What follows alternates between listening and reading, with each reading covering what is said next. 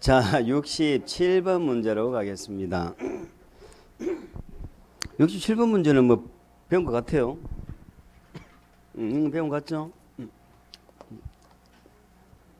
당첨됐어요, 안 됐어요? 67번 문제 아직 당첨됐어, 안 됐어? 당첨? 당첨됐다는 거 보니까 안 배운 거 맞네, 아직까지. 당첨됐다는 거 보니까 아직 안 배운 거야. 당첨되기 전에는 우선적으로 당첨 공급 받을 수 있는 지위나 증서, 이건 어떤 주택이 정해진 것도 아니잖아. 당첨이 되면은 아직 집은 안 지어져도 장래에 주택이 특정돼 있죠. 몇 동 몇 호가. 요거는 분양권이라고, 요거는 거래가 돼, 요거는 전매가 되는 거고, 요거는 안 된다니까. 이게 관련 정서라고 그랬잖아. 관련 정서, 관직상투. 자, 그럼 이 지부 정서를 뭐 하지 말라는 거예요? 양도도 하지 말고 양수도 하지 말라는 거죠. 알선도 하지 말고 광고도 하지 말고. 그럼 우리는 지위 정서를 알아야죠. 뭐라고 외웠어요? 조상증 딱지라고 외웠죠. 딱지가 뭐예요? 무철이죠. 오징어 게임이라는 거 알아요? 딱지치기. 거기도 딱지치기 해가지고 그거 들어갔잖아. 그 조상증 가지고 딱지치기 하면 안 돼. 조상증 가지고 딱지치기 하면 오징어 게임 한다니까. 오징어 게임을 하면 안 되는데 지금. 이상하네. 조가 뭐예요? 주택 조합원의 집이죠. 상이 뭐예요?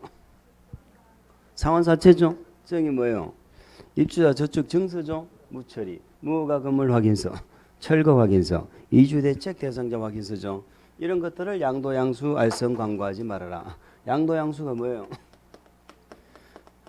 매매, 증여 등등 전부 양도, 양수죠. 그런데 뭐만 제외한다고? 상속하고 뭐하고? 저당. 상속하고 저당은 제외한다. 이쪽에는 상속만 제외한다고 그랬잖아. 만약에 이렇게 하다가 들통이 났어. 걸렸어. 그러면 지위는 뭐가 되고? 무효. 계약은 취소하여야 한다. 주택법은 다 취소할 수 있다는데 요것만 취소해야 된다고 그랬잖아. 아시겠죠? 그런 내용들이 그거 한 거잖아요. 67번 1번 봅니다.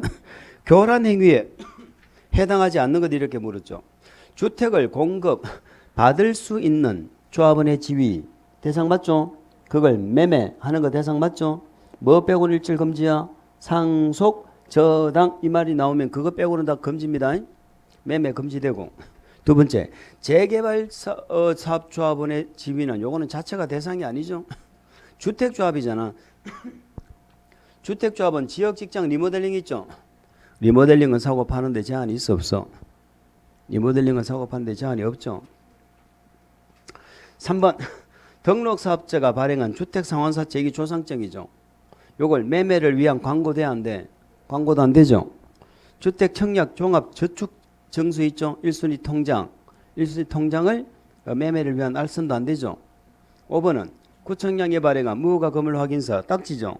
요걸 정리하는 행위. 그래서 매매, 증여 등 전부 금지되는데 상속, 저당 나오면 그건 가능하다. 이렇게 기억하시면 됩니다. 68번. 부대냐 복리냐 구분하는 거 한 번 정도 꼭 점검을 하시고요. 관리사무소는 부대시설이죠. 69번 갑니다. 주택상환사채를 양도하거나 중도에 해약 등을 할 수 있는 사유가 아닌 것은, 자, 이 문제만 보지 말고 나중에 주택상환사채를 한번 공부를 하시라는 거야. 우리 주택상환사채는 기명식이고, 그죠? 자, 기명식 채권은 할인 발행도 되고 액면 발행도 되고 다 가능하다고 그랬죠. 다 가능합니다. 누가 발행했어? 토지상환채권은 누가 발행해? 토지로 줄게 하면은 토지를 조성하는 시행자죠. 개발사업 시행자. 주택으로 줄게 하면은 주택법에서 주택을 건설하는 등록사업자잖아. 등록사업자만 발행해요? 토지주택공사도 발행해요? 토지주택공사 등. 토지주택공사 등은 조건이 없죠. 그냥 국장의 승인만 있는데 등록사업자는 자본금도 매덕 5억 이상. 그 다음에 건설업에 등록한 법인 개인은 안 돼. 개인은 5억 이상 법인. 그 주택상환사채는 이 5억 자본금 5억 빼고 모르면 숫자 모르면 다 3이야. 자, 건설 실적이 있어야 돼. 최근 몇 년간 전부 3이라니까. 최근 3년간 연평균 300세대 이상 건설 실적이 있어야 된다. 이런 얘기죠. 아시겠죠? 그러면 이런 자가 등록사업자는 민간이죠. 직업 보정 설정하고 그 다음에 국장이 뭐 받고 승인 받고 이렇게 발행하는 것입니다. 얘는 조성증 딱지에 걸려서 매매가 안 되거든. 근데 할 수 있는 경우가 있죠. 그 경우는 전부 이사 가는 거라니까. 이사 가는 건. 첫 번째, 세대원이 근무, 생업 상사정으로 인하여 세대원 전부가 가해져 다른 행정구역으로 이전한다. 두 번째, 세대원이 결혼, 부득이한 사유죠. 1번, 2번은 한 문장이야. 근무, 생업 상사정, 질병 치료, 취학, 결혼. 아시겠죠? 다른 전원이 다른 구역으로 이사간다. 대상이 되죠. 수도권 안에서 움직이는 거 대한데 수도권 관계없어. 그 수도권 관계없어. 자, 이혼은 이사가는 거 아니죠? 이혼은 여기 해당되지 않아? 해당되지 않습니다. 세대원 전원이 상속외환 주택으로 해외로 이렇게 기억합니다. 70번 갑니다. 매도 청구 관련. 매도 청구는 너무 많이 했다 그죠? 매도 청구. 항상 건축법 주택법에 매도 청구할 때는 제가 뭐라고 얘기합니까? 집합건물법을 준용하기 때문에 매도 청구하는 절차는 우리가 건축법 주택법에 없어요. 절차는 딱 두 개만 공부했잖아. 무슨 가격으로 산다? 시가. 그리고 미리 몇 개월 이상 협의를 해야 돼? 3개월. 요 두 개만 딱 했잖아. 그리고 어디에서 나오는지만 알면 돼. 우리 주택법의 매도 청구는 어디서 나온다? 지구 단위 했고요. 그리고 조합. 아까 조합 했잖아. 조합. 여기서 허가를 받기 위한 동의를 확보하면 매도 청구한다고. 거기하고 지구 단위 계획구역이죠. 그러면 지구 단위 계획구역이라 말의 의미는 뭐예요? 사업계획 승인을 받으려면 대지 소유권 갖고 와야 되잖아. 소유권이 아닌 사용권을 갖고 와도 되죠. 근데 지구 단위 계획구역 같으면 사용권 몇 프로만 갖고 오면 돼? 80%. and 나머지가 무슨 대상이면? 매도 청구 대상이면 된다. 거기서 매도 청구가 나온 거예요. 그러면 지구 단위 계획구역에서 80% 이상 사용권을 확보하면 되는데 문제는 뭐다? 95% 이상을 확보해 버렸어. 그럼 모든 소유자가 다 되죠. 95%가 안 되면은 10년 전부터 취득해서 계속 보유한 자는 안 되죠. 결국 그거 기억하시는 거잖아. 다시 한번 해보자. 리모델링 주택조합은 언제 매도 청구한다고? 허가를 받기 위한 동의율을 확보하면. 아시겠죠? 허가를 받기 위한 동의율을 확보하면 리모델링 결의에 찬성하지 아니한 자 매도 청구한다 이 말이에요. 이해가죠? 국이 매도 청구죠. 1번 사업계획 승인받은 해당 주택건설대지 매도 청구 대상이 되는 대지가 포함되어 있으면 그 대지의 소유자가 매도에 관하여 합의를 하거나 합의 동그라미 매도 청구에 관한 법원의 승소 판결 동그라미 받은 경우만 공사를 시작할 수 있다. 무슨 말인지 아시겠어요? 자, 공사를 사업계획 승인은 받았잖아. 나머지는 매도 청구할 수 있죠. 그 매도 청구 대상이 있으면 아직까지 소유권 확보는 못했죠.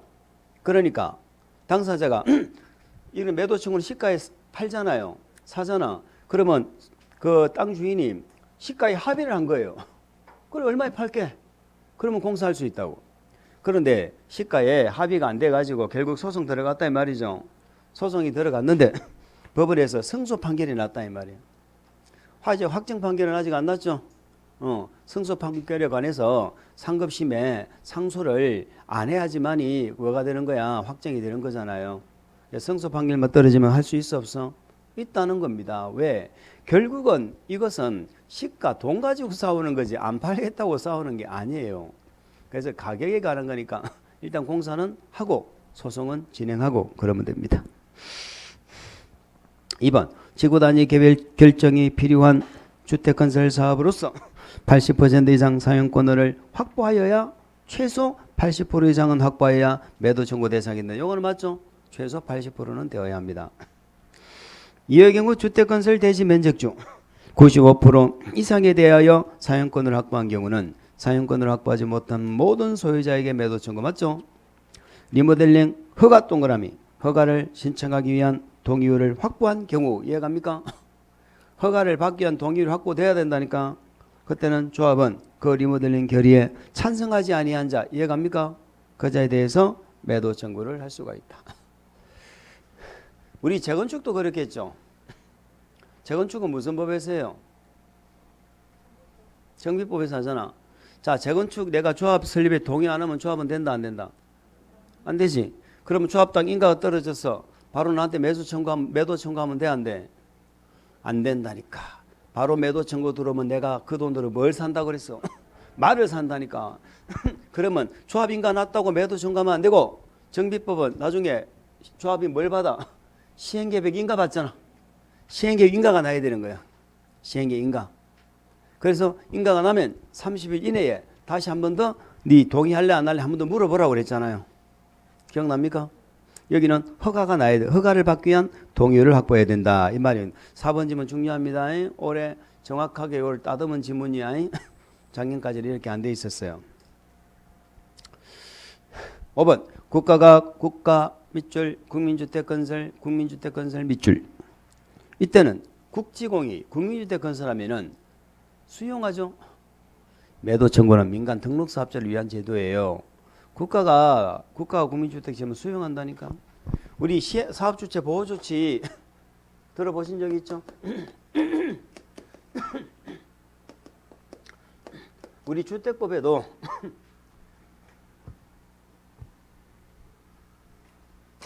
자, 우리 주택법에도 타인토지 출입 등이 가능하죠?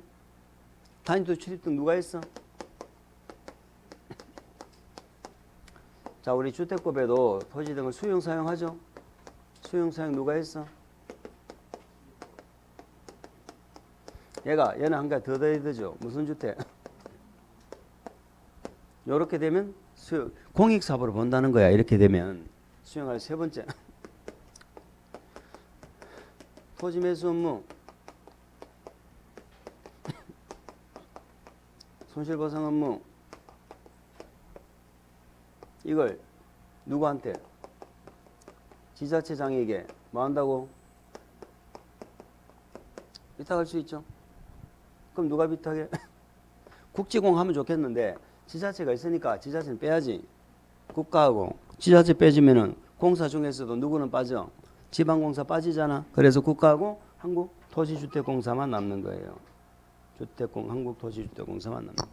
그자가 지자체장에게 뭐 한다? 위탁. 우리가 지금 아파트 지을 때 제일 어려운 게 힘든 게 뭐예요? 이 아파트 부지 확보하는 거잖아. 좋은 땅 아파트 부지. 그죠? 대장동 내가 그 땅만 확보하고 인허가만 받을 수 있으면은 5천만 원을 넣어서 5천억을 건질 수도 있어요. 1조를 건질 수도 있고. 이게 제일 힘든 거야. 뭐 또 한 건 또 뭐 경기도에서 또 하는 게 또 한 건 더 있던데. 야, 완전 뭐 대한민국 돈을 다 경기도 돈을 다 금으려고. 내가 1조 정도 벌어가지고 뭐 한 100, 200억 푸는 거는 괜찮죠. 제가 한 1조 정도 보면 여러분들한테 한 절반을 내가 풀겠습니다. 그럼 나 같은 사람이 도지사 되고 대통령 돼야 되는 거예요. 그렇잖아.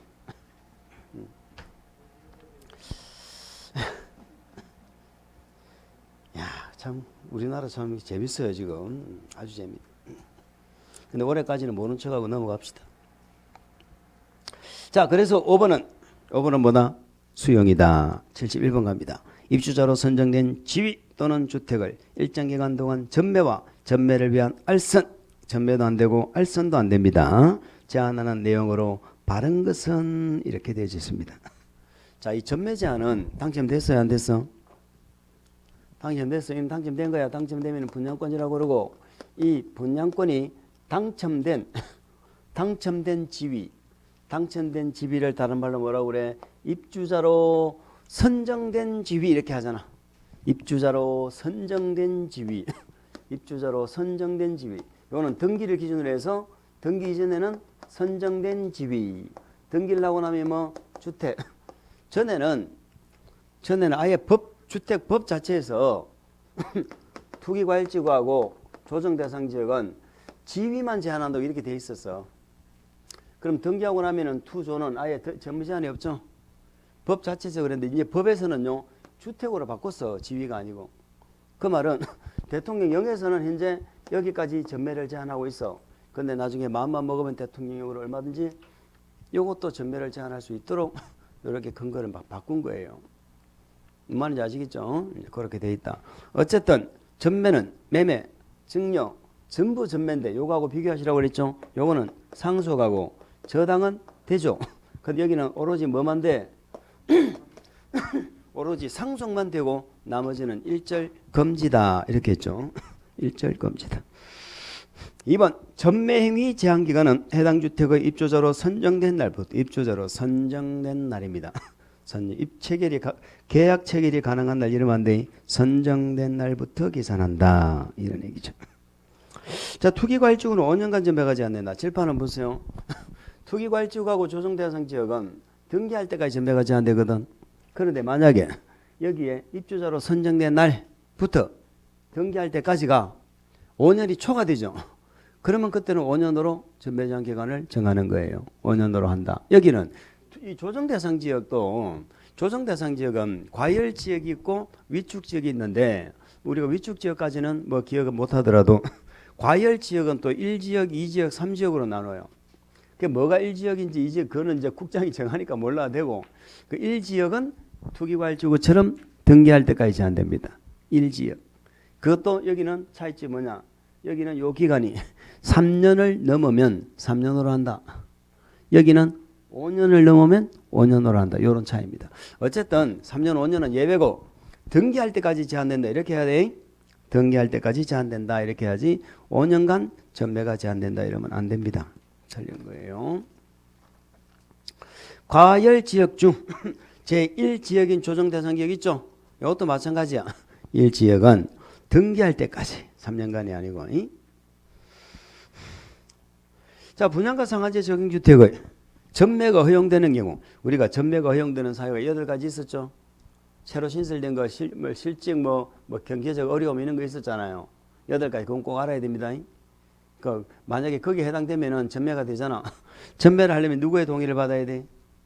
한국토지주택공사 동의 받습니다. 사업주체가 아니고 누구 동의? 한국토지주택공사 동의 받아야 합니다. 근데 사업주체가 누구라면은 사업주체 동의 받아도 돼? 공공주택 사업자. 사업주체가 공공주택 사업자다. 그러면 사업주체 동의 받아서 하면 됩니다. 그 공공주택 사업자를 국지공 여기까지만 기억하시라고 그랬죠? 국지공이 공공주택 사업자다. 그러면 사업자가 국지공이잖아요.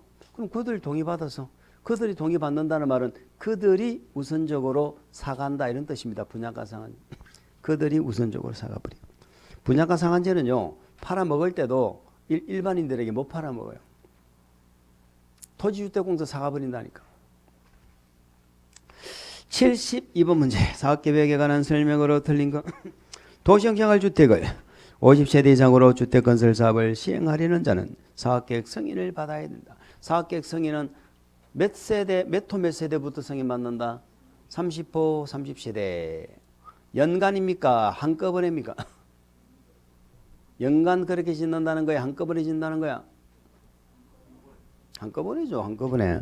연간 30채 짓으면 여기 한 채 저기 한 채 짓는데 뭐 한다고 뭐 주택법으로 부대 복리를 갖추고 우리 주택법은 집을 집단적으로 지으니까 집만 짓지 말고 편익시설을 같이 갖추어라. 이게 주택법이에요. 그래서 주택법에서 사업계획을 짠다라는 말은 집 짓는 것뿐만이 아니고 부대 복리시설 배치하는 계획 요걸 우리는 포함하는 걸 사업계획이다 이렇게 얘기하는 겁니다. 한꺼번에 30호 30세대. 예배가 있죠. 50호 50세대가 있잖아. 그 예배는 한옥밖에 안 물어봤어. 나중에 한번 점검하시기 바랍니다. 도시형 생활주택이라고 50세대 이런 거 없습니다. 자, 50세대 예배 한번 생각해 볼까? 뭐가 있었어요? 단지형 연립, 단지형 다세대. 도시형 중에 뭐 단지형. 그것도 조건이 맞아야 된다니까. 주거선정 면적이 얼마? 30 이상. 진입도로 폭이 6m 이상. 이런 조건이 맞아야 돼. 아니 궁금하시면 한번 보세요. 그 다음에 우리 정비법에 주거환경 개선 사업 있죠. 스스로 보정기하는 거. 요 사업도 50세대입니다.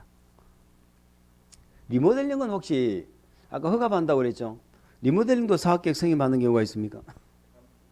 30세대 이상이 뭐 할 때? 증가.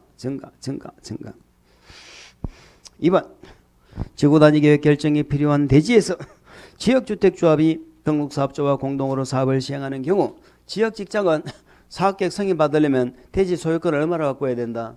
95. 5% 매도청구 인정한다고 그랬잖아. 95. 요 꼭 알고 있죠? 알아야 됩니다.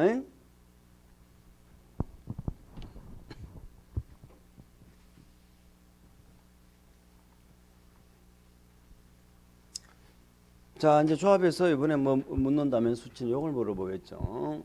지역 직장 주택조합과 리모델링 주택조합의 차이가 뭐예요? 얘는 조합원을 모집하죠. 모집하려면 신고하고 공개 모집하라고 그랬죠.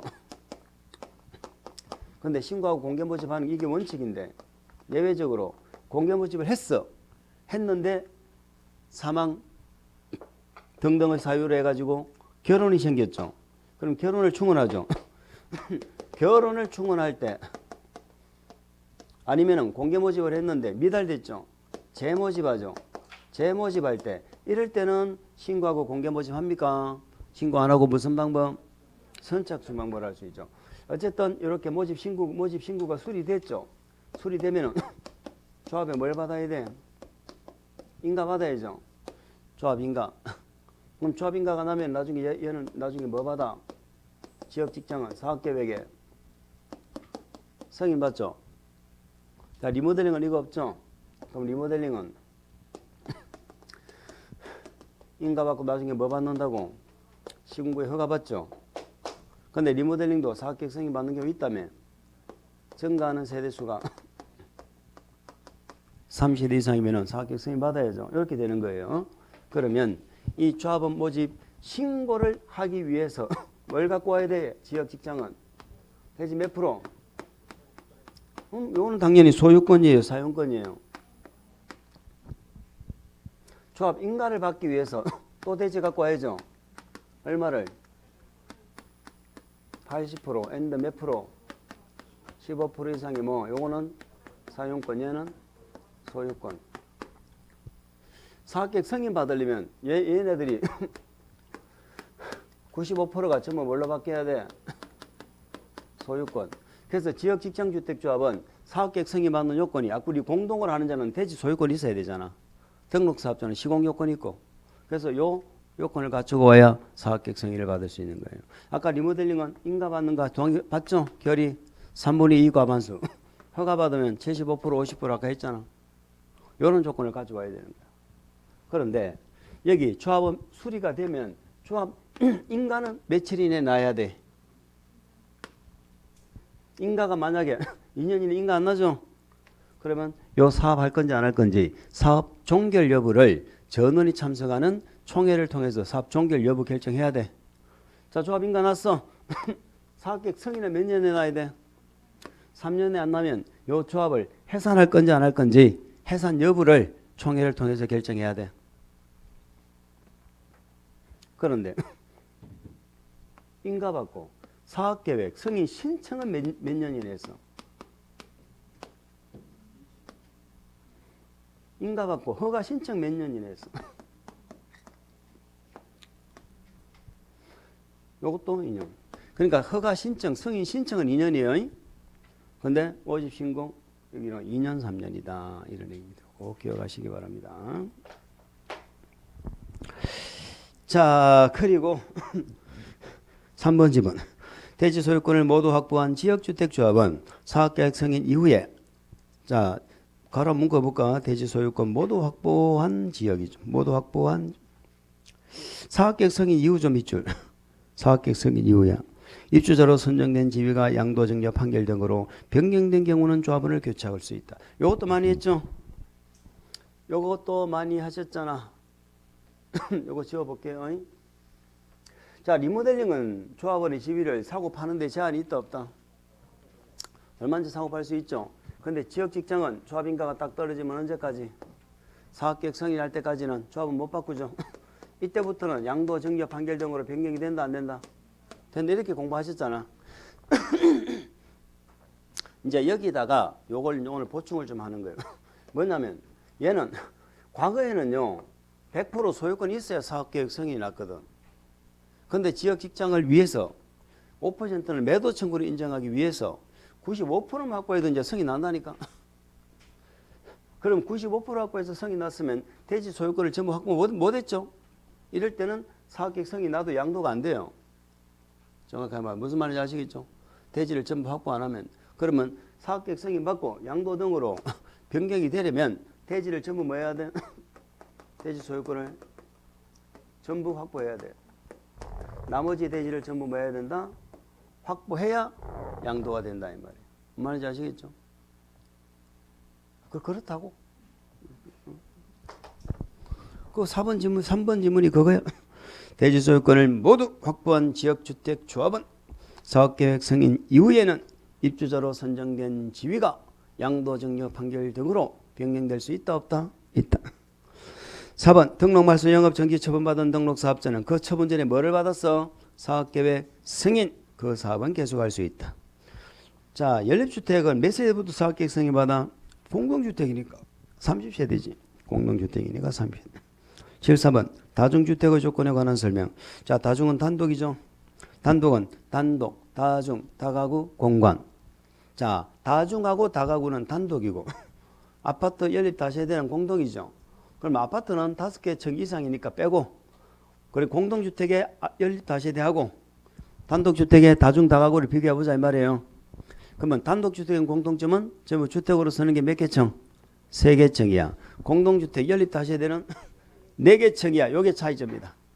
3개 층이 하냐 4개 층이 하냐. 다중 다가구는 이제 외관상 크기로는 구분이 안 돼요.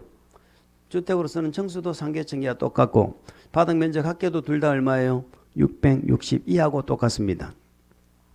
연립 다세대는 4개 층이야 층수 가지고는 구분이 안 되는데 연립은 662 초과되고 다세대는 660 이하다. 그런데 우리 단독 중에 다가구 주택만 갖는 특징이 있죠. 세대가 19세대까지만 짓도록 이렇게 세대수가 제한되는 건 다가구밖에 없어요.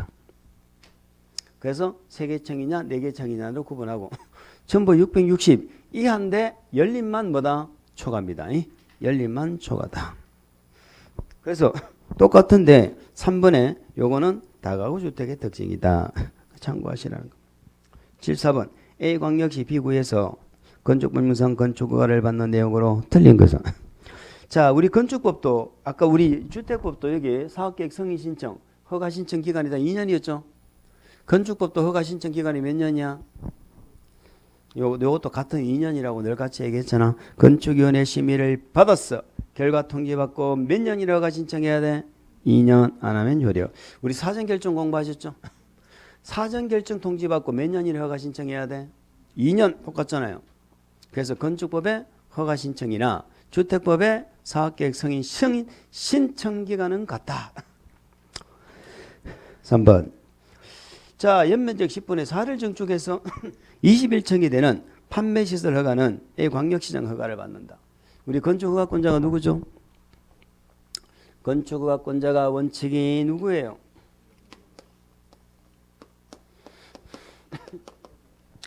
앞에 특시특도는 늘 나오는 놈이니까 얘는 중요하지 않고 시군구라는 거예요. 그러면 예외적으로 누구도 건축허가를 한다고? 도지선 허가권자 있다 없다? 없지. 국장 절대 안 나오지. 특광시장은 나오는데 얘는 몇 층 이상? 또는 연면적 합계가 10만 이상이죠. 2개 중에 1개. 그런데 지금은 이 규모가 안 되는데 증축을 해서 될 수도 있죠. 그때 조건이 뭐다? 증축은 연면적이 얼마 이상을 증축하라고? 30% 10분의 3 이상을 증축해야 됩니다. 근데 여기는 10분의 4를 증축했죠? 그러니까 맞지. 40%나 증축했으니까.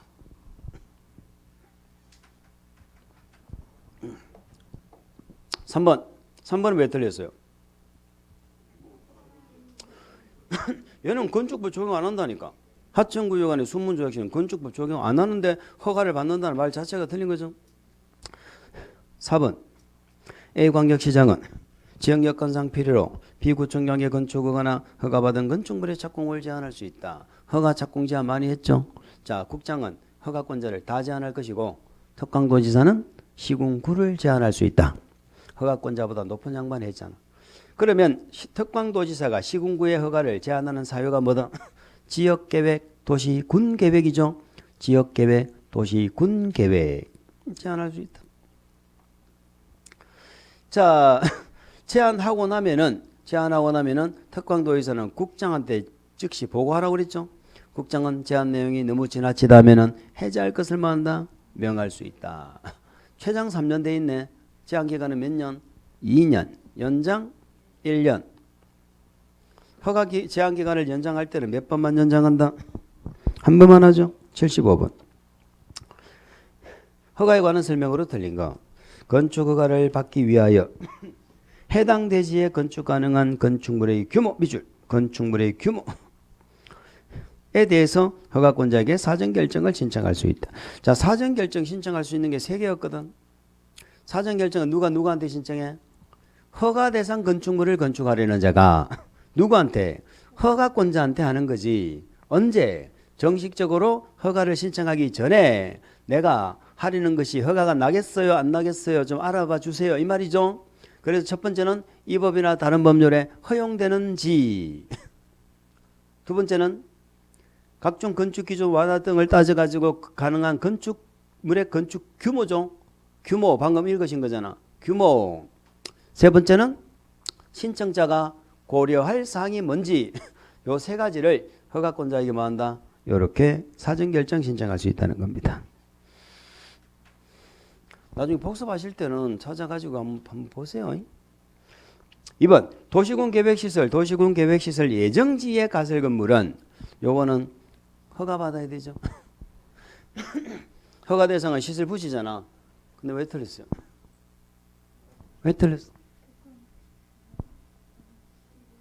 광역 특광시장은 언제 나온다고? 21층, 연면적 합계 10만 이상 이런 대구이면 나온다니까. 이 가설 건축물의 특광시장이 왜 나옵니까? 아시겠죠?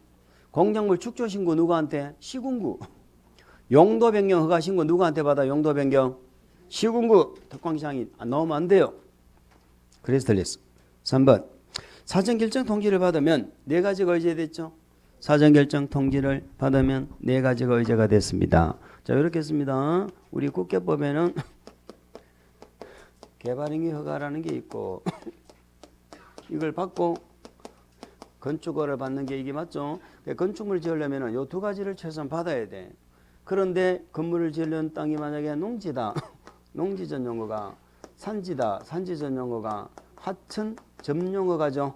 자, 요 3가지가 이렇게 간주가 돼요. 그래서 이 건축허가를 받으면 간주되는 게 많아요. 23개나 간주가 되는데 우리가 건축허가를 받기 전에 사전 결정을 신청했잖아. 사전 결정이 떨어지면 요거 4개가 여지게 된다 이 말이야. 도로 점용은 있다 없다? 없다. 근데 산지는 보존산지 우리가 한번 시험에 주의 한번 나왔죠. 자, 저 시골에 있는 보존산지는요. 아직 우리 국계법의 개발행 허가 규정을 적용 안 해요.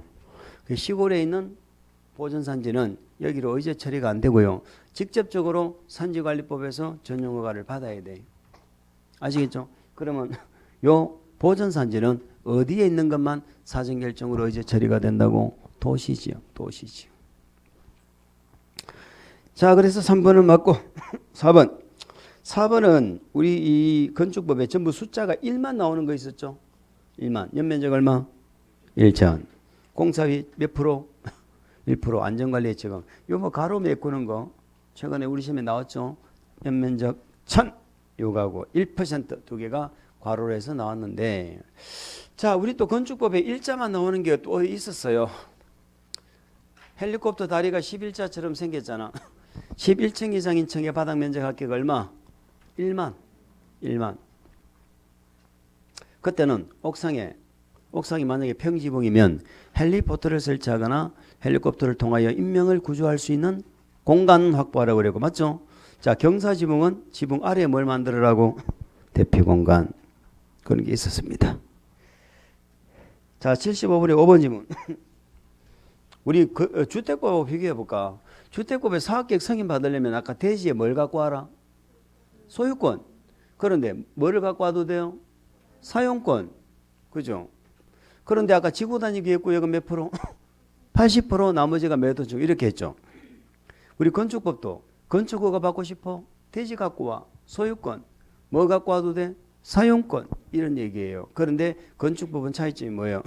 지구 단위 계획 구역은 80 이런 거 없어. 그 일반 건물 지으면서 그런 거 인정하면 그거는 너무 지나치지. 그럼 건축법 어떤 경우냐? 이런 집합 건물 같은 거 이런 게 노후화되었잖아. 구조적 문제가 생겼죠. 이럴 때는 공유자 수의 80% 그들의 지분 합계의 80% 두 분 나왔죠. 그 동의 확보해 오면은 허가해 주겠다는 거야. 그러면 나머지는 뭐 한다고? 매도 청구 인정한다는 말이잖아. 그럼 우리 건축법에도 매도 청구 나오네? 거기서. 주택법도 매도 청구 나오네? 어디서? 거기서. 알 수 있죠? 그런데 사용권 가져오면 되는데 우리 건축법도 사용권 가져오면 돼요. 근데 주택법과 결정적인 차이가 뭐다? 분양 목적이 무슨 주택 하나인데? 공동. 요거는 소유권이 있어야 된다. 그 5번 질문이 그거예요. 분양 목적으로 하는 공동, 분양 동그라미, 공동 동그라미. 여기에 건축허가를 받는 자는 소유권이 꼭 있어야 됩니다. 76번 기준으로 틀린 거. 자, 옹벽 쌓는 것도 들어본 적 있죠. 첫 번째, 옹벽을 설치해야 되는 의무는 경사도가 1대 1.5 이상으로서 높이가 몇 미터 이상? 1m 이상이다. 1m 이상이다. 이럴 때는 의무가 있고요. 2m 이상일 때는 콘크리트라고 그랬죠. 2m 이상일 때는 콘크리트로 해라. 그리고 옹벽의 외벽면에는 지지배수 들어봤죠? 지지배는 나와도 돼, 안 돼? 나와도 된다. 지지배수 외의 구조물은 튀어나오면 안 된다. 그죠? 지지배수 외의 시설물은 튀어나오면 안 된다. 옹벽 뭐 그 정도 했죠. 2번 도로는 그 성격상 도로법상 도로이어야 한다. 아니죠. 도로를 만드는 법이 많죠. 어떤 법에서 만들든 뭐만 보행, 자동차 통행, 너비 그 세 개만 갖추면 된다니까요. 도로법상 도로이어야 한다는 건 아니죠. 도로법상 도로가 건축법상 도로는 될 수는 있겠죠. 자, 높이 제한도 이제 뭐 안 해도 되겠네. 높이 제한. 우리 건축법에 높이 제한 몇 개 있다? 2개. 가로구역 단위로 높이를 정해놓으면 그 높이에 맞춰 짓는 거 있잖아. 그 다음에 1조, 2조, 1조. 1조가 중요한데 1조 확보는 무슨 지역에서 적용해? 전용주거, 일반주거. 준주거는 대상 아닙니다. 전용주거, 일반주거 지역에서 어떻게 지어? 정북 방향 인접대지 경계선에서 띄워라 이 말이잖아. 띄워야 돼. 얼마를 띄워? 2글자로 대답하세요. 조례. 조례로 정하는 거리세. 1.5는 숙제인데 조례로 정하는 거리생을 띄운다. 근데 그 조례는 대통령령의 어떻게 정해놨어? 9m 이하에는 1.5m 이상에서 조례로 정하고. 아시겠죠? 9m가 넘는 부분은 각 부분 높이 얼마? 2분의 1 이상에서 조례로 정한다. 이렇게 되어 있는 거예요. 그 다음에 이렇게 신도시를 개발한다든가 외워봅니다. 시작. 정택도산대. 신도시 개발한다든가 정북으로 뭐가 있다든가 공지. 정북 소유자하고 뭘 했다든가 합의. 이런 거 봤죠? 그럼 정남을 할 수 있잖아. 아까 정북은 조례로 정하는 거리장을 띄웠는데 정남을 할 때는 높이를 아예 시군구가 뭐 한다고? 시군구가 고시한다니까. 시군구가 고시하는 높이하려 할 수 있다. 그럼 정북은 조례. 정남은 뭐? 시군구가 고시하는 높이. 알 수 있어요? 근데 이거 적용 안 하는 경우가 있었는데 한 개만 얘기해 볼까? 한 개만. 정북 쪽의 대지가 내가 정북으로 띄워주려고 했는데 정북 대지가 무슨 지역이 아니야? 그 전용주거 일반주거가 아닌 거예요. 전용주거 일반주거 아니면 띄워줄 필요 없죠? 그거 3번 그거는 세 번째 예외인데 그 신설된 거거든. 그 내용 하나 정도 기억합니다. 자, 그래서 높이제 1조 확보를 높이제한 받습니다. 물론 이거 말고도 1조 때문에 높이제한 받는 건물 있죠. 공동주택. 기숙사 빼고 인접대지 경계선에 놓여지는 공동주택이 있잖아. 그 채광창 벽면이 뭘 보고 있어? 인접대지 경계선을 보고 있죠. 그러면 바짝 붙어버리면 햇빛 안 들어오잖아. 띄우라고. 얼마를 띄웠어요? 각 부분 높이는 수평거리. 이 수평거리 얼마? 2배. 2배까지만 해라. 이렇게 했었죠. 기억났어요? 근데 여기서 중요한 건 공동주택의 중요한 게 뭐가 중요하다? 중심상업 일반상업 적용 안 한다니까. 중상일상은 적용 안 해. 그럼 근린상업도 상업이잖아. 유통상업은 지금 못 지으니까 빼고 근린상업하고 준주거지가 몇 배까지 할 수 있어? 4배. 들어본 기억 있죠? 14번에 그 일자만 나오는 거네. 일자만 나오는 거 11층 이상 바닥 면적 합계가 1만 이상. 경사진 지붕이죠. 지붕 아래 바닥은 자 우리가 이거 뭐 요거는 바닥 면적에는 들어가 안 들어가? 들어가죠. 바닥이 생겼으니까. 바닥이 생겼으니까 들어가는데 뭐 할 때는 빼요.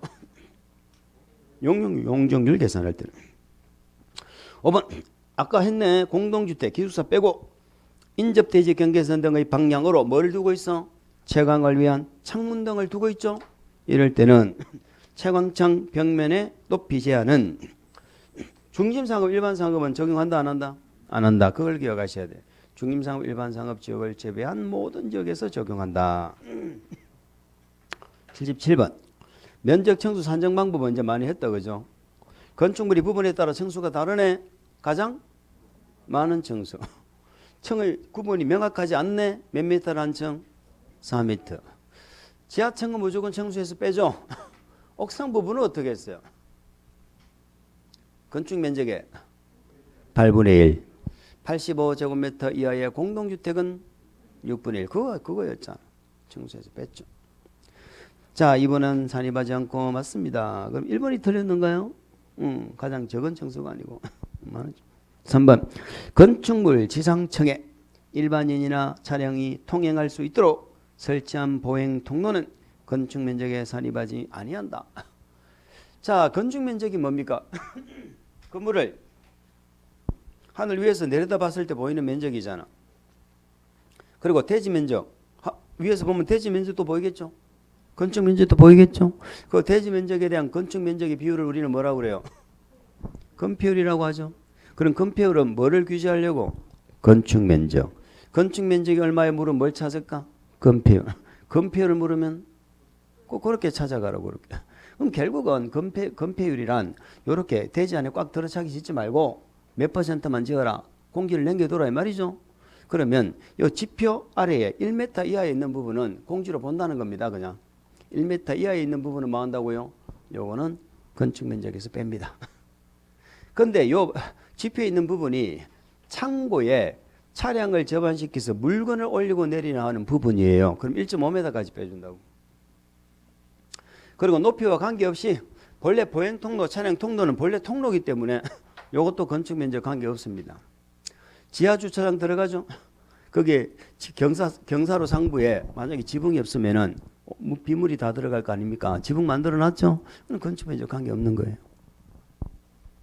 생활 폐기물 보관함 뭐 여러 가지 있었죠. 한번 참고하시기 바랍니다. 그 말이 되겠습니다. 그러면 3번, 4번은 되었습니다. 자, 대지 면적에 대한 건축 면적의 비율 이게 뭐라고? 건폐율. 요 비율은 최대 한도는 무슨 법에 있어요? 최대 한도는 무슨 법에 있다? 국토계획법. 국토계획법. 근데 건축법에서 그 기준을 강화도 하고 뭐도 하고 완화도 할 수 있다. 이렇게 가야 되겠죠. 자, 이행강제금. 이행강제금에 관한 설명으로 오는 거. 자, 우리 건축법의 이행강제금은 누가 부과한다? 허가권자가 부과합니다. 우리 건축 허가권자에는 장관이 있다 없다? 없다.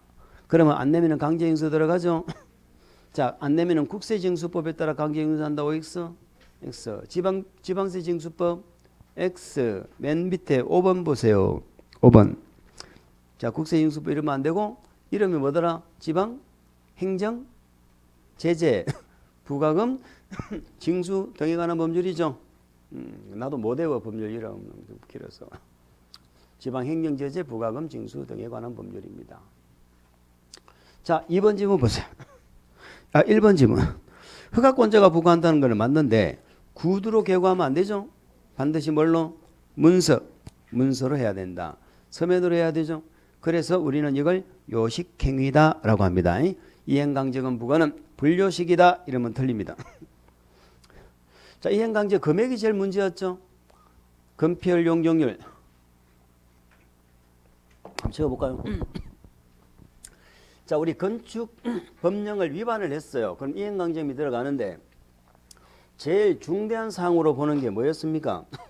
건폐율, 용적률, 허가.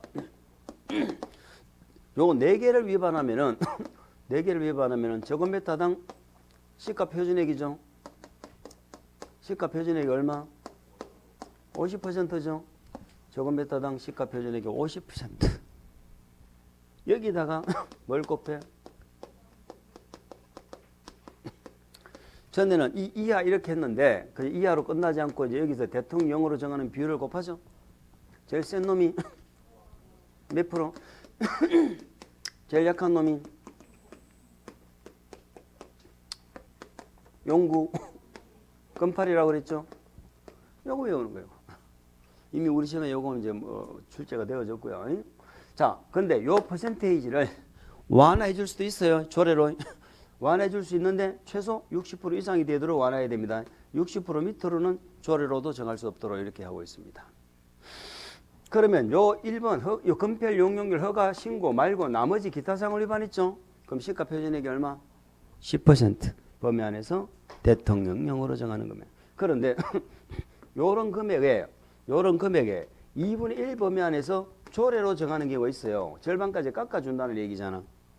주거전용 면적 얼마? 기억하세요? 얼마? 60제곱미터 이하에. 무슨 주택? 주거용. 그래서 가정 서민주택이잖아요.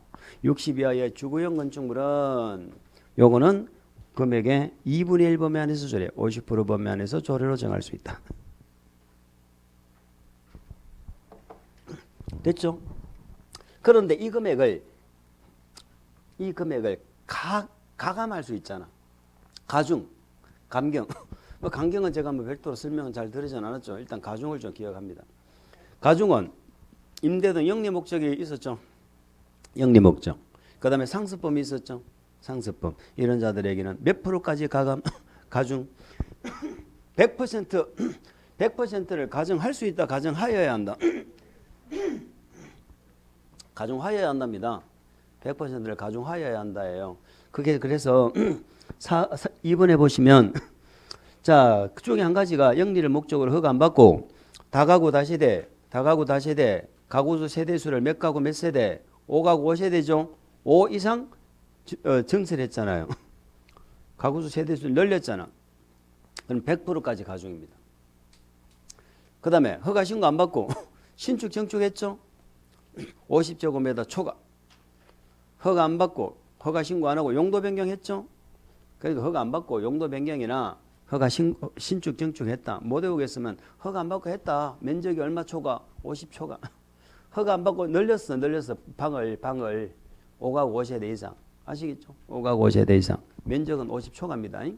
이럴 때는 100%를 가중하여야 한다. 이렇게 돼 있어요. 가중하여야 한다. 가중할 수 있다가 아니에요. 3번 허가권자는 시정명령을 받은 자가 이행하면 부과된 이행강제금 징수를 중지해야 된다. 말도 안 되는 소리죠. 뭐는 중지해? 새로운 부과. 새로운 부과는 즉시 중지를 하겠지만 이미 부과된 것은 징수를 하여야 합니다. 4번 허가권자는 최초 시정명령이 있었던 날을 기준으로 하여 1년의 이외 범위 안에서 조례. 자, 요거 총 횟수는 이행강제금은 이행할 때까지 하거든. 반복해서. 그런데 총 횟수는 제한이 없는데 1년에 몇 번이냐는 제한을 두죠. 2회 범위 안에서 뭐 조례. 자, 2회 범위 안에서 조례는 건축법만 나와요. 다른 법은 전부 1년에 한 번씩입니다. 전부 한 번씩인데 여기는 2회 범위 안에서 조례. 이행할 때까지 반복한다는 거 기억하시면 되겠죠. 그래서만 79번 갑니다. 농지증 발급에 관한 내용으로 틀린 거. 농지증은 좀 들어봤죠, 앞에서. 자, 농지 취득 자격 증명을 받으려는 자는 자의 직업, 용농, 경력, 영동거래에 관한 내용을 포함한 농업 경영 계획서를 작성해야 된다. 이렇게 돼 있죠. 자, 농지증 발급 받으려는 자는 원칙은 뭘 작성해야 돼? 농업 경영 계획서를 작성을 해야 됩니다. 경영 계획서를 작성한다. 그런데 거기 직업, 영농, 영농 경력, 영농 거리 있죠. 이건 지워버리세요. 지금 그 영농 농업 경영 계획서 내용에 지금 직업이라는 게 있다는 거잖아. 요거는 내년부터 시행하는 겁니다. 제가 잘못한 거예요. 내년부터 시행하는 거니까 경영계획서 내용에 직업이나 경력이나 이런 건 없다 이 말이에요. 없어? 아, 다행히. 내가 옛날 거 지금 들고 와가지고. 자, 농업경영계획서를 작성을 하는데 농업경영계획서 없이 농지증을 받는 자도 있어요. 농업경영계획서 없이 작성 받는 자도 있어요. 그자가 우리가 있었죠. 농사 안 짓는데 농지증 받는 자 있었잖아. 시주, 허신께, 불비. 들어보셨어요? 우리 농지법 한 번도 안 했어.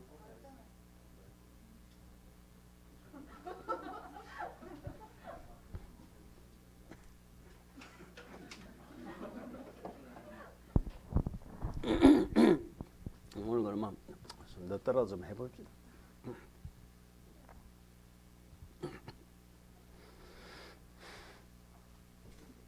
요약집이나 이런 거 갖고 있어요. 기본서나.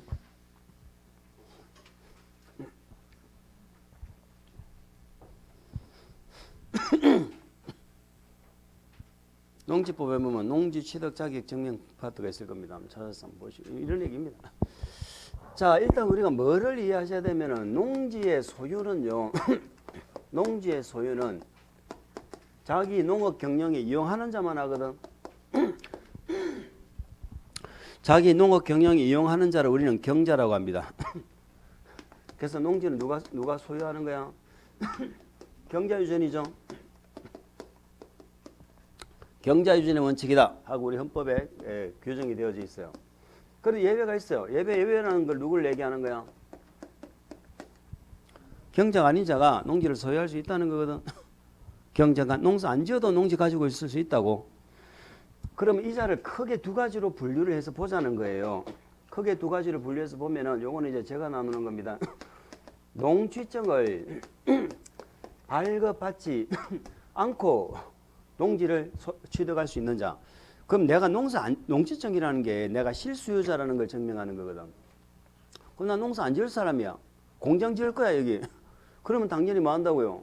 농사 안 지을 거니까 농지증 필요 없죠. 농지증이 뭐냐면 내가 이 농지를 사서 농사를 충분히 지을 수 있는 능력이 있는 자를 그걸 제시하는 게 농업경영계획서예요. 그런데 농지증 발급을 안 받는 게 맞아 경자가 아니면. 그런데 일부는 농지증을 발급 받아야 되는 자도 있다니까. 왜 그러면 니는 농사도 안 짓는데 농지증을 발급 받아야 되는 자 이 말이에요. 못 믿으니까 그런 거야. 그럼 여기는 믿는 거 못 믿는 거. 여기는 믿으니까 농지증 없이 받을 수 있고 여기는 못 믿으니까 농지증 받으라고. 믿는 놈이 누구겠어? 국가. 지자체 공사겠지. 근데 여기서 우리가 한 가지 주의하실 게 뭐냐? 우리 농지법의 공사는 한국농어촌공사밖에 안 보고서요. 우리가 그동안 해보신 거 토지주택공사, 지방공사 너무 틀려. 무슨 공사만 있다고? 한국 농어촌공사. 그럼 이런 자들은 농지증 발급이 필요 없어. 아니면 수용하는 건 어떨까요? 수용. 농사 지으려고 수용하는 거 아니죠? 공익사업으로 수용하잖아. 여기 뭐 또 농장과 협의를 마치고 뭐 있는데 몰라도 돼. 그다음에 전용 협의라는 게 있어.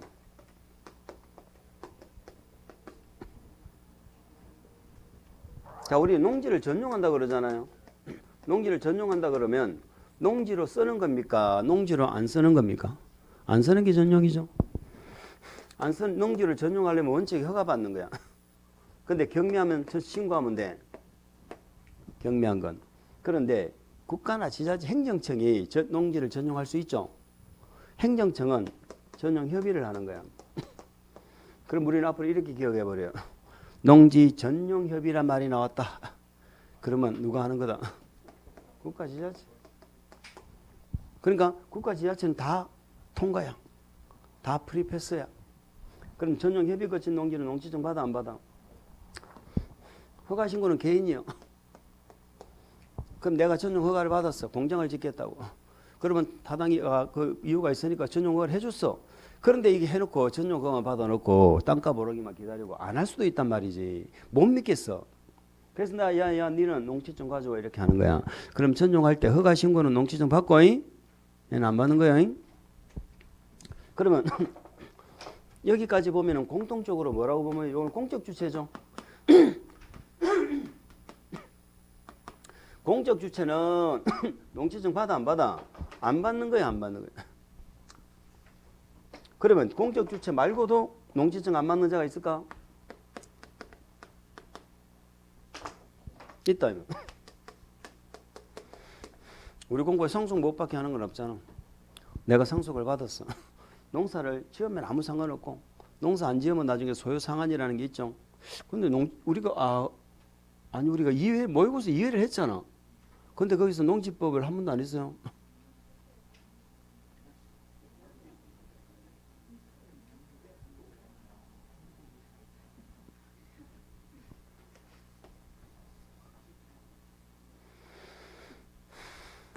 또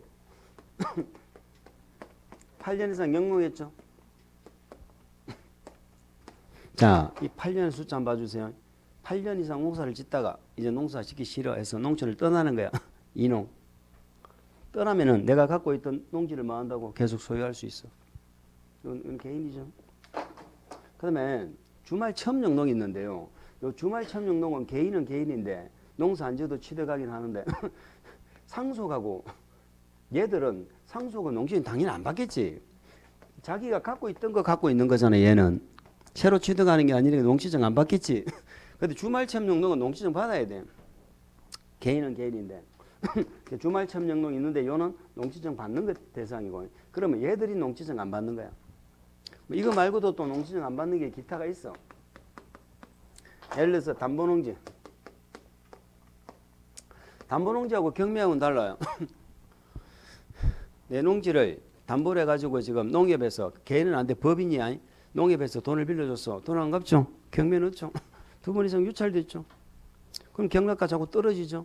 그럼 가만 보니까 농협에서 보니까 이거 나중에 낙찰되어도 이게 채권 해소가 안 될 것 같아. 해서 그냥 농협이 그 농지 취득해버리는 거야. 이걸 담보농지라고 그래. 그러면 담보농지는 농사 지으려 가져가는 거 아니죠? 그 다음에 매립농지. 서산 아빠들 매립을 했어. 매립을 했어. 당신이 농사 안 지으면 그 농지 취득 못해 하면은 고 미스터 정주영 회장님이 매립했겠어요. 농사 지으려고 매립해. 그럼 농사 지은 사람이 괭이 들고 가가지고 바다를 메꿀까?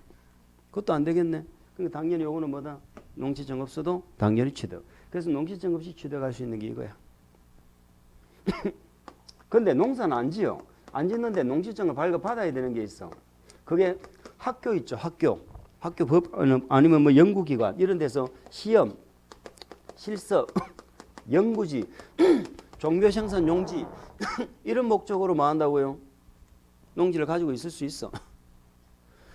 근데 학교가 시험지, 실습지를 사가지고 농사 안 짓고 투기하는 경우가 있다는 거지. 그래서 니네 못 믿겠어. 받아. 니네 못 믿겠어.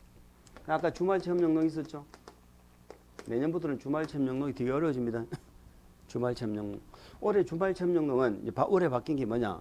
농업진흥지역에서는 못하도록 돼 있어. 농업진흥지역 외의 농지에서만 주말 체험영농이 가능합니다. 아까 전용 허가 받았죠?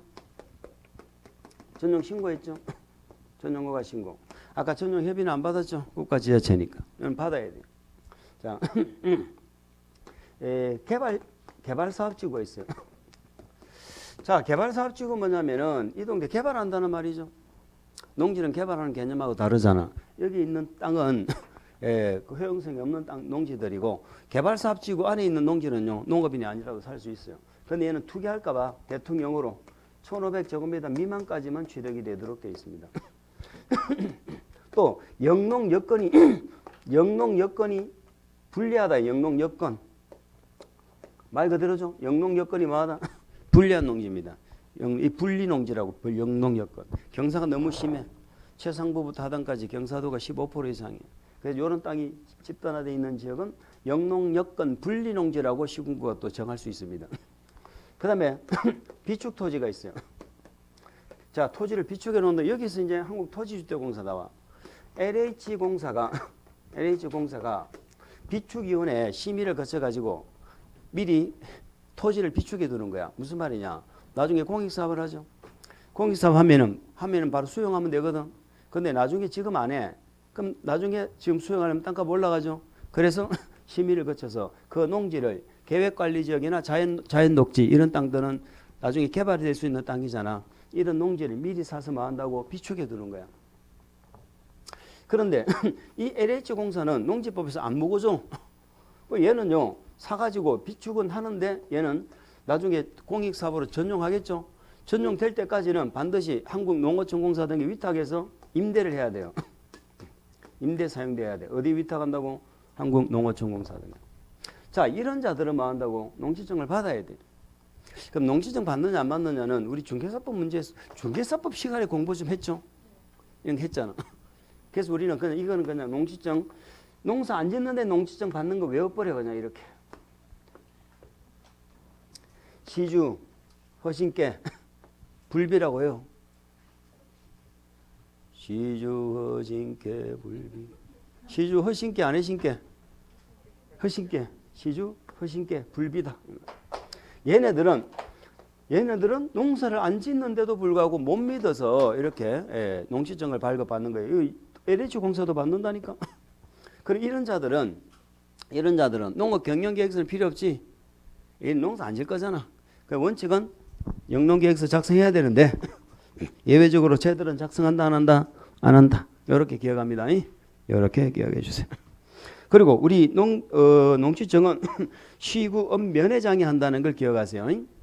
자, 시군 구청장 하면 안 돼. 군수가 아니고 시구업면장. 문제로 돌아오세요. 그냥 돌아옵니다. 시구업면장은 농지의 투기가 성행하거나 성행할 우려가 있는 지역에 농지를 취득하려는 자 등 농식품부령으로 정하는 자가 농지증 발급을 신청한 경우 죄송합니다. 요 농지위원회 심의 있죠. 요것도 삭제. 농지위원회 심의 2번 지문 없어? 이번에 그럼 전부 어디다 놨노?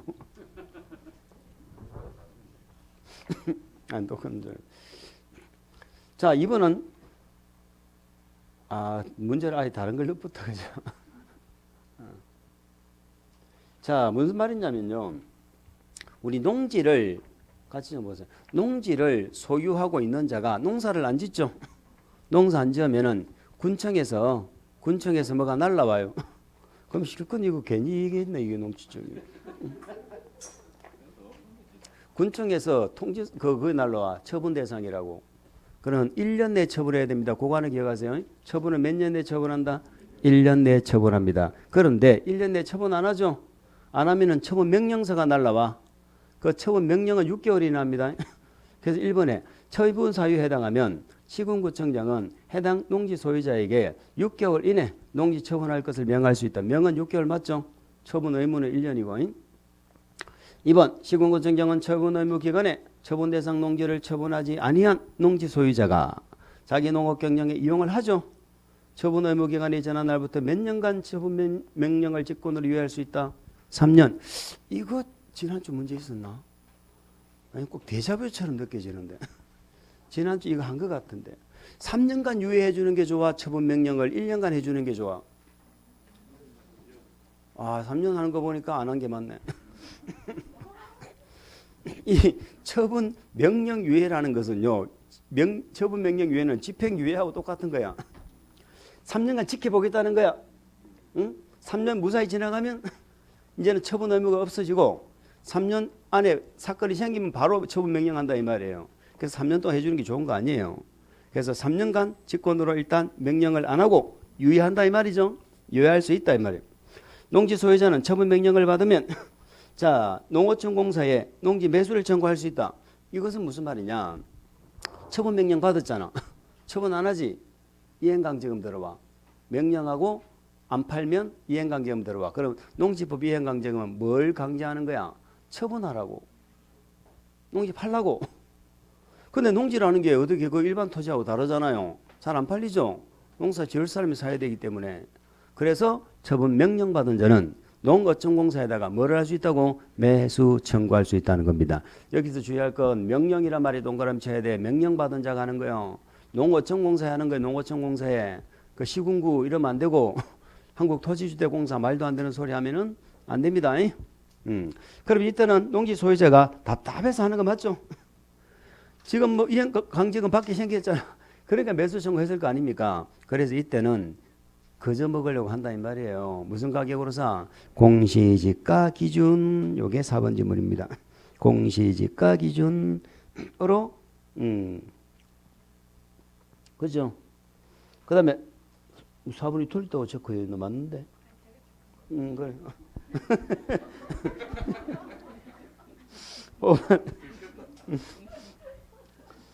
자, 시구업면회장. 요거는 요번에 바뀐 거예요. 이행강제금. 자, 이제 우리 다음 주에 제가 행정청 정리해 드릴게요. 요거는 시구업면장이 아니고 시군구청장입니다. 아까 농취증은 시구업면장이에요. 업장면장인데 일단 농취증 말고는 우리가 공부하신 건 아직까지는 전부 뭐다? 전부 군수구청장입니다. 시군구청장은 처분명령을 받은 후 매수 청구를 하여 협의 중인 경우 등 대통령령으로 정하는 정당한 사유 없이 기관 안에 처분명령을 이행하지 않죠. 매수 청구도 안 하고 처분도 안 하죠. 그럼 이행강령 들어간다 이 말이에요. 그런데 몇 프로가 들어간다고? 감정평가법인 등이 감정평가한 감정가격, 감정가격 밑줄, 개별공시지가 밑줄 중에서 더 높은 가액의 얼마? 20%입니까? 25%입니까? 25%죠? 25%. 얼마니까 20%였거든요. 25% 요거는 요번 시험에 해당되는 거니까 더 높은 가격에 25% 요렇게 기억합니다. 왜? 80번은 똑같은 거예요. 80번. 우리 농지법, 아이고, 이게 참. 오늘 빨리 끝낼 줄 알았더니. 자, 용어죠. 농지법 용어는 알아야죠. 우리 농지냐 아니냐 했죠. 그 1, 2회 때 도대체 뭐였어, 우리? 1, 2회 때 농지법 문제 뭐였어요? 농지 인가 안 봤어요?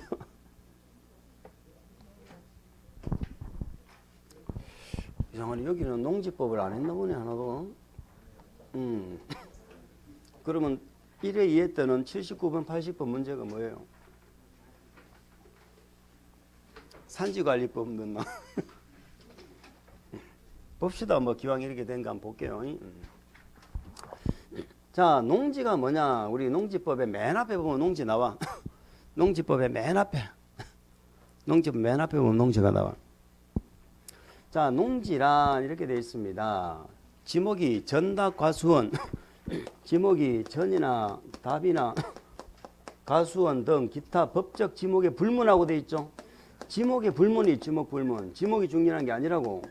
지목에 불문하고 실제로 뭐 한다고? 농작물을 경작하죠. 아니면 다년생 식물을 재배하죠. 이러면은 농지다 이 말이에요. 실제로. 그러니까 지목이 전답 과수원이 아니더라도. 근데 농작물을 하실 테고 그 다년생 식물을 밑에 적어 놓은 거야. 목초, 인삼, 잔디, 조림용 묘목 등등. 그 다음에 뽕나무 유실수 이런 거 있죠. 몇 년 생육 기간이 2년 이상인 걸 우리는 다년생이라고 그래요. 그리고 조림용 묘목, 관상용 묘목 있죠. 요 묘목은 묘목을 막 관상용 묘목을 많이 심어놨어요. 한 그루에 4천만 원짜리. 농지법에 와서 규제를 하라니까 뭐라 한다고. 이거 안 팔 건데 예전에는 판매 목적일 때만 농지를 봤거든. 그래서 그걸 바꾼 거야. 지금은 조경 목적만 아니면 다 농지야. 이런 묘목을 심어놔도 단순 조경한 게 아니면 농지라고. 아시겠죠? 전부 농지로 본다 이 말이죠. 그 다연생식물. 두 번째. 자, 농작물이 있는 것만 농지가 아니에요. 계량시설 부지 있죠. 계량시설 부지도 농지야.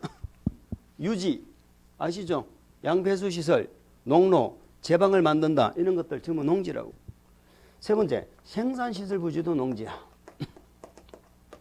자, 예를 들어서 뭔가를 생산시설 부지, 특수작물을 하기 위해서 고정식 원실을 만들어놨다. 비닐하우스, 버섯 재배사 이런 거 있죠? 등등 비닐하우스 만들어놨다. 그 다음에 간이 퇴비장이라는 간이 퇴비 만드는 거. 이런 거 농사 짓는 땅은 아니지만은 간이 퇴비장. 그 다음에 농막 들어봤죠? 간이 액비 저장조. 간이 액비 저장조 분뇨로서 이제 거름 만드는 거. 간이 저온 저장고. 과일을 따면 우리가 저장해야 되잖아. 이런 시설들이 있는 것도 뭐다? 전부 농지고. 과거에는 축사나 이 곤충사육소 농지 아니었거든. 전부 농지에 들어간다. 하지 말고 집에 갈까 보면. 나는 가면 안 되네. 나는 저녁에도 해야 되는데. 자, 들으세요. 저녁에는 이 인강 보라고 할 거야. 요 농지 개념 꼭 알아야 돼, 농지. 그럼 농지냐 아니냐가 왜 중요하면요. 농지를 그대로 쓰잖아요. 농지를 밀어버리고 농로 만들죠. 전용이다 아니다. 아까 전용이 뭐라고 그랬어? 농지로 안 쓰는 게 전용이라고 그랬잖아. 그러면 농지로 쓰는 건 전용이 아니지. 그러면 전용 신고 허가 있는 게 필요 없다 이 말이에요. 그래서 알아야 된다는 거예요, 농지. 뭔 말인지 아시겠죠? 그래서 거기 1번 보세요. 실제로 농작물을 경작지로 이용하고 있는 토지이더라도 법적 지목이 과수원인 경우는 농지에 해당하지 않는다. 법적 지목이 전답 과수원이면 농사 짓고 있으면 당연히 농지고 전답 과수원이 아니더라도 농지라니까. 실제로 이용하는 목적이. 그런데 예외가 있어요. 전답 과수원이 아닌 경우는 예외가 있긴 있어. 첫 번째, 농지가 아닌 것은 전답 과수원이죠. 전답이나 과수원이 아니다 이러면은 조건이 뭐냐면 3년 농사 진 지가 3년 미만이잖아. 이럴 때 농지 아닙니다. 그러니까 그 전답 과수원이 아닌 땅은 3년 이상이 되어야 농지지. 경작 기간이 얼마 미만이라고? 3년 미만이면 농지다 농지가 아니다. 농지가 아닌 거야. 두 번째, 지목 임야. 얘도 전답 과수원이 아니죠. 임야. 근데 임야는요. 산에다가 그냥 밤나무 심어놨잖아. 인삼 심어놨죠. 그냥 산이야 산. 요거는 산지관리법에서 뭘 받아야 돼? 산지 전용 허가를 받아서 밀어버리고 인삼을 심어놨다. 그러면 농지인데 산에다가 그냥 인삼 심어놓으면 그냥 산이야. 그래서 성철 스님이 이거 보고 한 얘기잖아. 산은 산이다 이렇게. 산산 아시겠어요? 그러면 초지는 산일까요? 농지일까요? 초지지 그냥. 초지법이 따로 있어. 2번. 자, 이번 농업인이죠. 농업인이 뭡니까? 농사 짓는 사람. 예전에는 농사꾼 이렇게 얘기했습니다. 자, 우리가 일반적인 농지는요. 1000제곱미터 이상의 농지 있죠. 여기에 일반적인 농작업을 하면은 요거는 농업인이에요. 그래서 우리가 주말체험 영농은 전체 세대원이 다 합한 면적이 얼마? 1000제곱미터 미만이라고 그랬죠. 왜 미만이요? 이 1000이 되는 순간 농업인이 되어버려. 1000이 되는 순간 뭐가 된다고? 그러면 주말체험 영농은 농업인이 아니잖아. 그래 1000 미만이야 미만. 말인지 아시겠죠? 그 다음에 1년 중 농업에는 몇 년 이상 종사하면 돼? 90일 이상. 농업에 종사. 그러니까 나는 1000제곱미터 안 갖고 있는데 석 달 이상을 90일 이상 농사하시면 농업이냐? 세 번째, 대가축, 중가축, 소가축, 가금, 꿀벌, 일, 시, 배, 천. 망가면 안 되고. 근데 대가축은 소나 코끼리나 뭐 공룡이나 이런 거 있잖아. 이런 걸 집에 기르고 있으면은, 네. 이 한 마리 이렇게 했더니 한 마리 시골에 가면은요. 집집마다 소가 한 마리씩 있죠. 안방에 한 마리 있잖아. 안방에. 그걸 보고 농업인을 할 수 없잖아. 그래서 이렇게 아니 두 마리는 돼야 한다. 일시백이 아니고 뭐 20백이야. 20백천. 중가축, 염소, 소가축, 토끼, 가금, 닭, 오리, 꿀벌은 식군. 아시겠죠? 그러면 축산업에는 얼마 이상 종사해야 돼? 축산업. 120일이야. 120일 이상 종사하면은 우리는 농업인으로 봐. 또 연간 판매액이 내가 농사를 지어가지고 연간 판매액이 120만 원 이상이야. 120이 두 번 나오죠. 이상이면 우리는 또 이것도 농업인이라고 봐요. 자, 그러면 2번은 어때요? 소가축, 대중소, 일시, 100이 돼야 되겠죠? 80도밖에 안 되니까 안 돼. 그거는 안 되는데 1년 중 150일을 종사하니까 요거는 돼. 그래서 2번도 농업인. 자, 일반 농지는 농작물 경작은 얼마? 1000. 일반 농지. 1000. 그래서 3000이죠. 농업이 맞네. 근데 1년 중 90일 돼야 되는데 요거는 안 돼. 그러나 3000을 갖고 농사를 지으니까 농업이 맞아. 4번 인삼재배지로 계속하여 이용되는 기간이 4년인 지목이 잡종지. 자, 인삼재배지로 쓰고 있습니다. 지목이 뭐라고? 잡종지. 그럼 3년 이상 농사 지었죠? 농지 맞아. 농지 소유자가 타인에게 일정한 보수를 제거하기로 약정하고 일부만을 위탁하여 행하는 농업 경영도 위탁 경영에 해당한다. 그래서 일부를 보수 지급하고 일을 갖다가 위탁하는 게 위탁 경영이죠. 아이고 고생하셨습니다. 이거 생각지도 못하게 또 이렇게. 자, 농지법은 어차피 한 문제는 알고 찍고 한 문제는 모르고 찍고 그렇게 하는 거예요. 오늘 여기까지 하겠습니다. 자, 수고했습니다.